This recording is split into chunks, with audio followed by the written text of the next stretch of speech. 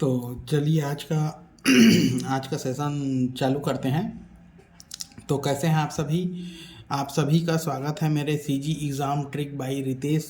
ठीक है, सभी सब्जेक्ट का इसमें शॉर्ट ट्रिक दे मैं लाता हूँ। ठीक है, अभी फ़िलहाल छत्तीसगढ़ का लोक नृत्य का जो सीरीज़ है, ठीक है, वो चौथा सीरीज़ हम लोग लोक नृत्य आज कंप्लीट करेंगे। आज में कोई मतलब ट्रिक ऐसा है नहीं दोस्तों, लेकिन बहुत ही इम्पोर्टेंट जो अन्य जनजातियों द्वारा लोक नृत्य जो किया जाता है ना, उसके बारे में मैं इसमें बताऊंगा।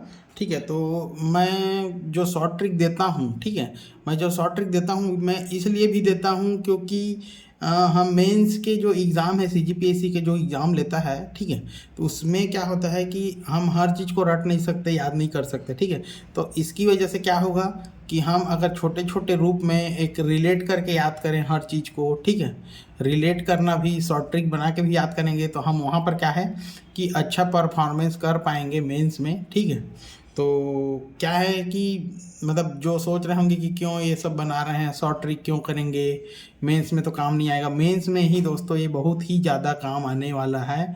प्री में तो आना ही आना है, लेकिन मेंस में बहुत ही ज़्यादा काम आने वाला है, क्योंकि शॉर्ट ट्रिक से आप अगर हर चीज़ को याद रख लेंगे तो वहाँ पर लिखने के लिए आपको बहुत अच्छा सा शब्द धागा पिरो कर लिखना पड़ता है। ठीक है, तो एक बात मेरे को याद आ रहा है कि मतलब एक बात याद आ रहा है कि मतलब लोग कहते हैं कि आज पढ़ाई और समय की हम लोग इज्जत करेंगे तो वो क्या है, बाद में हमको इज्जत करेगा। तो आज पढ़ाई और समय की इज्जत कीजिए, भविष्य में यही पढ़ाई और यही समय आपको इज्जत दिलाएगा। याद रखें, हर दिन की छोटी छोटी मेहनत से ही आप परफेक्ट बनते हैं, और यही छोटी मेहनत जाकर क्या होता है, एक दिन बड़ी सफलता में बदल जाता है। तो ये शॉर्ट ट्रिक जो है दोस्तों, छोटा छोटा शॉर्ट ट्रिक है। मैं शॉर्ट वीडियो ही लाता हूँ, लेकिन इसको छोटा वीडियो या छोटा पढ़ाई है, ज़्यादा ये है करके मत समझिए।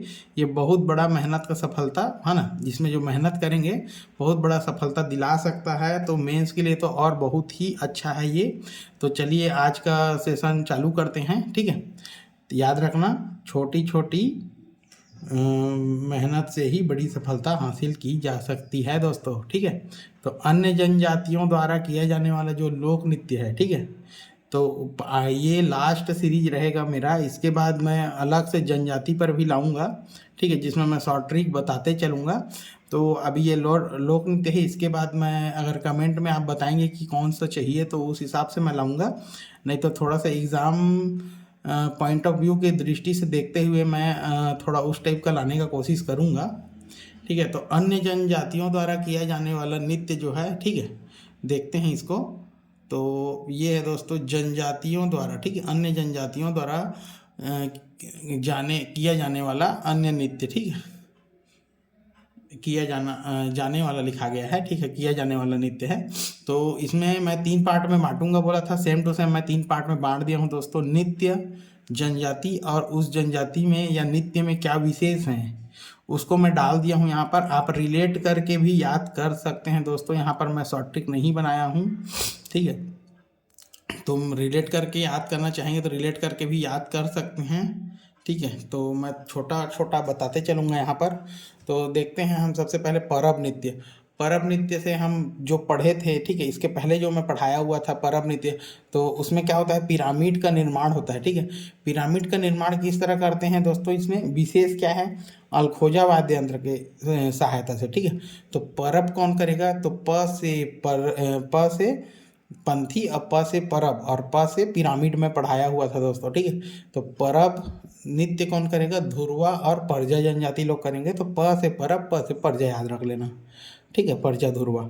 तो इसमें पिरामिड का निर्माण होता है। ठीक है, और कैसे नृत्य है ये, अलखोजा वाद्य यंत्र के साथ ये पिरामिड का निर्माण करते हैं। ठीक है, अलखोजा एक वाद्य यंत्र है जिसको बजाते बजाते नृत्य करेंगे लोग, और एक पिरामिड का निर्माण करते हैं।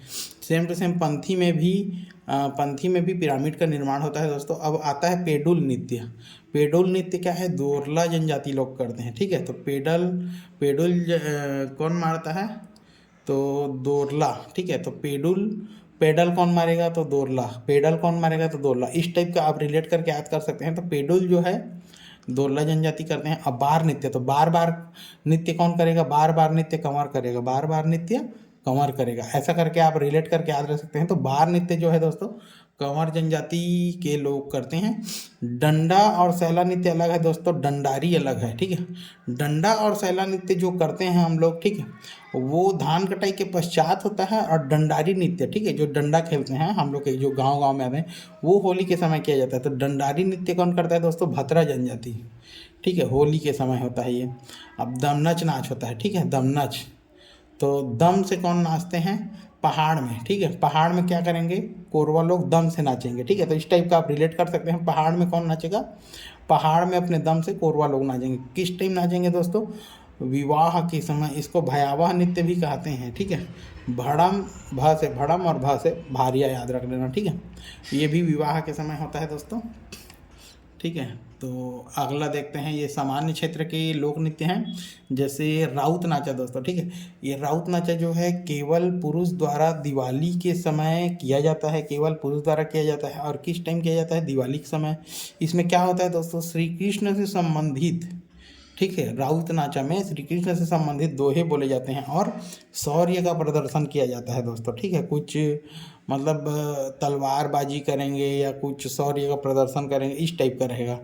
तो ये क्या हुआ था? ये जो राउत नाचा का जो प्रारंभ है वो 1978 से बिलासपुर में हुआ था दोस्तों। 1978 में बिलासपुर से, ठीक है, छत्तीसगढ़ के बिलासपुर में हुआ था, ठीक है। और ये जो है क्रम इस बार का जो 2023वां का हो रहा है वो 46वां क्रम है दोस्तों, ठीक है। ये 2021 में क्या हुआ था? ये 44वां क्रम का था। 22 में 45वां और 23 में 46वां क्रम रहेगा।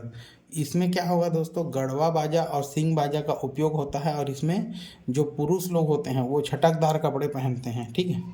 चटकदार कपड़े, छटकदार या चटकदार, चटकदार जो भी है, रिंगी चिंगी जो बोलते हैं हम लोग छत्तीसगढ़ी में, ठीक है। और अब आएगा पंथी नृत्य। पंथी नृत्य कौन करेगा दोस्तों? सतनाम पंथ वाले, ठीक है। महिला और पुरुष दोनों क्या करते हैं? माघ पूर्णिमा में पंथी नृत्य करेंगे। गुरु घासीदास का जो अपना जन्म है, ठीक है, 17 दिसंबर में भी 1956 के आसपास, ठीक है। तो गुरु घासीदास का जो जन्म है 17 दिसंबर 1956 को हुआ था, है ना। तो इसी में माघ पूर्णिमा के टाइम में सतनाम पंथ वाले महिला और पुरुष क्या करेंगे? पंथी नृत्य करेंगे। अब मैं बताया था प से पंथी, प से परब और प से पिरामिड। तो यहाँ पर भी पिरामिड का निर्माण होगा दोस्तों। और शुरुआत कैसे करते हैं दोस्तों? इन लोग पालो परंपरा से करते हैं, ठीक है। सतनाम पंथ जो पंथी लोग चालू करेंगे पंथी नृत्य, वो पालो परंपरा से करेंगे। पालो परंपरा होता क्या है? पालो परंपरा ये होता है दोस्तों कि जैत खाम में सफ़ेद कलर का जो झंडा है वो लगाते हैं, वो है पालो परंपरा, ठीक है। इसके बाद आता है अमरदास का जो जन्म स्थली है, इसको तेलासी बाड़ा भी बोलते हैं। तेलासी बाड़ा जो है अमरदास का जन्म स्थल है, इसको पूछा गया है। इसमें जो वाद्य यंत्र उपयोग होते हैं वो है मांदर और झांझ, ठीक है। जनरली पंथी नृत्य सतनाम पंथ क्या है? सफ़ेद कपड़े धारण करते हैं। सफ़ेद कपड़ा इसलिए धारण करते हैं दोस्तों क्योंकि ये शांति का प्रतीक होता है, ठीक है, शांति का प्रतीक होता है। तो गुरु घासीदास जी जो हमको ज्ञान दे के गए थे वो समानता के ओर से, शांति और सबसे कोई भेदभाव नहीं करना है, ये सब ज्ञान दिए थे, ठीक है। तो सफ़ेद कपड़े धारण, ठीक है। पंथी के जो पितामह हैं, ठीक है, अंतर्राष्ट्रीय ख्याति प्राप्त है इनको, प्रसिद्धि। इसको पूछता ही है। पंथी के जो पितामह हैं वो देवदास बंजारे हैं दोस्तों, ठीक है, देवदास बंजारे हैं। अब आता है सुआ नृत्य, ठीक है। तीसरा देखते हैं हम सुआ नृत्य। सुआ नृत्य क्या होता है? कोलीन जनजाति, ये कालीन हो गया है, कोलीन जाति की महिलाएं, ठीक है, केवल महिलाओं द्वारा सुआ नृत्य किया जाता है दिवाली के समय, ठीक है। यह सुआ नृत्य किया जाता है। और एक मतलब ऐसे एक चुरकी या चरिया में तोता सुआ को रख देते हैं, है ना, तो सुआ उसी को बोलते हैं, तोता को। और जो महिलाएं होती हैं, जैसे वो देखो आपको फोटो में दिख भी रहा होगा जो मैं बैकग्राउंड में लगाया हूँ, ऐसा करके पकड़ के महिलाएं तोता को बीच में रख के नाचते हैं, ठीक है। और उसमें क्या होता है? प्रेम गीत और तालियों की थाप पर सुआ नृत्य करते हैं, ठीक है। तो सुआ नृत्य को दोस्तों एक और बहुत ही इम्पोर्टेंट है, हमेशा पूछा हुआ है। सुआ नृत्य को पंडित मुकुटधर पांडे ने, याद रखना, पंडित मुकुटधर पांडे ने छत्तीसगढ़ का गरबा कहा है। सुआ नृत्य को गौरा गौरी नृत्य भी कहा जाता है दोस्तों, ठीक है। याद रखना, सुआ नृत्य क्या कहते हैं? गौरा गौरी नृत्य भी कहते हैं। अगर गौरा गौरी नृत्य पूछ दिया तो कंफ्यूज मत होना, ठीक है। तो ये आपका राउत नाचा पंथी और परब था। ठीक है, तो ये आज का छोटा सेशन था और ये लास्ट था दोस्तों। इसके बाद मैं दूसरे टॉपिक में कुछ बनाऊंगा। इसके बाद मैं लोक गाथा और जनजाति पर शॉर्टकट वगैरह देखूंगा मैं। ठीक है, तो ठीक है, इसमें इतना ही आप लोग को याद रखना है। तो आज का सेशन हम यहीं पर समाप्त करते हैं।